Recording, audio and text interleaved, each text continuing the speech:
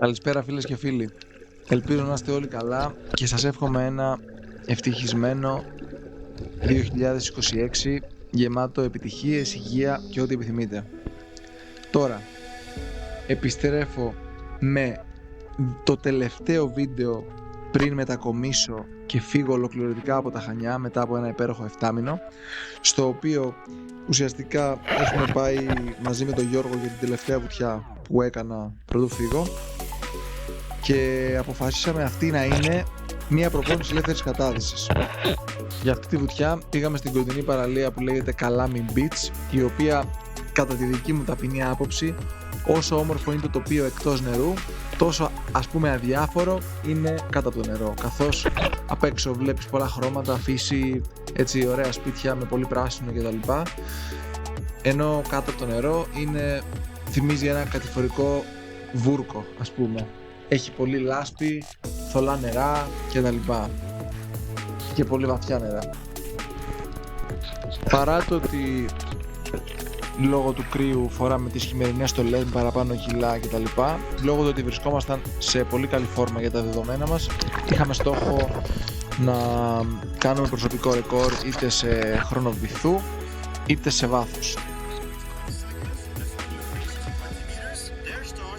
Πριν κάποια χρόνια ανακάλυψα αυτό το τυχαίο βιντεάκι, στο οποίο ο άνθρωπος εξηγεί ότι μπορείς να προσομοιώσεις κατά μία έννοια και σε κάποιο βαθμό βουτιές σε βάθος κάνοντας περπάτημα με άπνοια.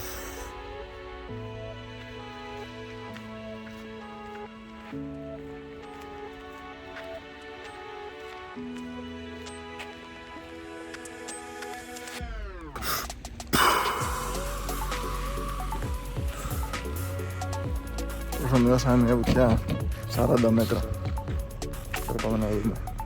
Σε αυτή την περίπτωση το έκανα ως ζέσταμα. Έκανα μια εικονική βουτιά.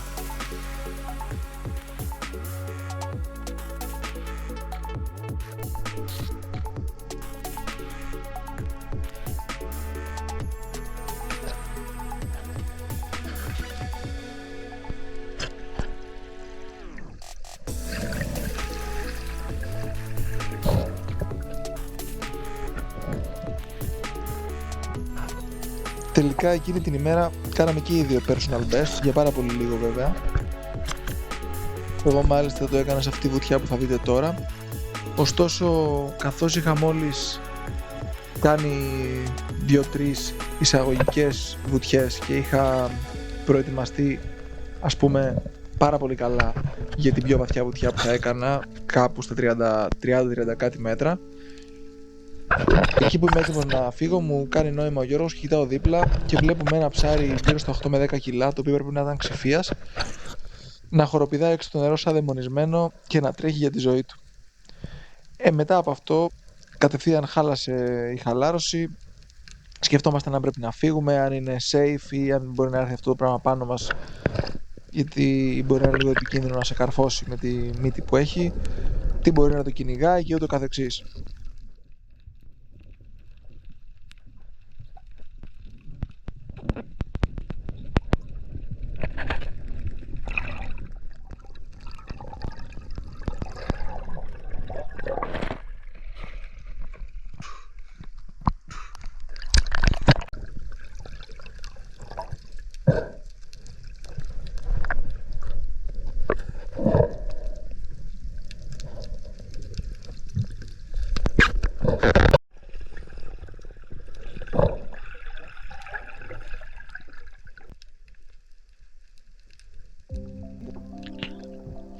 Αφού κάναμε ακόμα μία-δύο βουτιές πιο ρηχά, για κλείσιμο είπα να δοκιμάσω να κάνω βουτιά με απώλεια μάσκας, κάτι το οποίο ήθελα καιρό να το ξανακάνω αφού το πρώτο έκανα στο επίπεδο 3.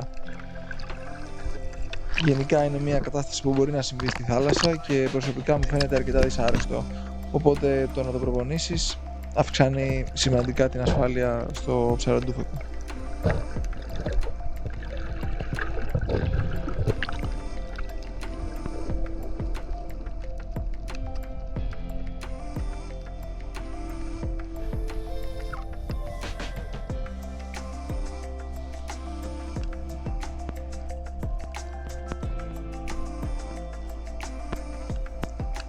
Εντάξει, άμα κάποιος τώρα δεν συνηθίζει να βουτάει έτσι και να ανοίγει τα μάτια κάτω από το νερό, εμένα στην αρχή μου φάνηκε πολύ δυσάρεστο που δεν το συνηθίζω, αλλά προς το τέλος της ανάδυσης σκέφτηκα ότι λογικά συνηθίζεται εύκολα και ενδεχομένως να είναι και πολύ ενδιαφέρον να κάνεις ελεύθερη κατάδυση έτσι, χωρίς τίποτα στα μάτια.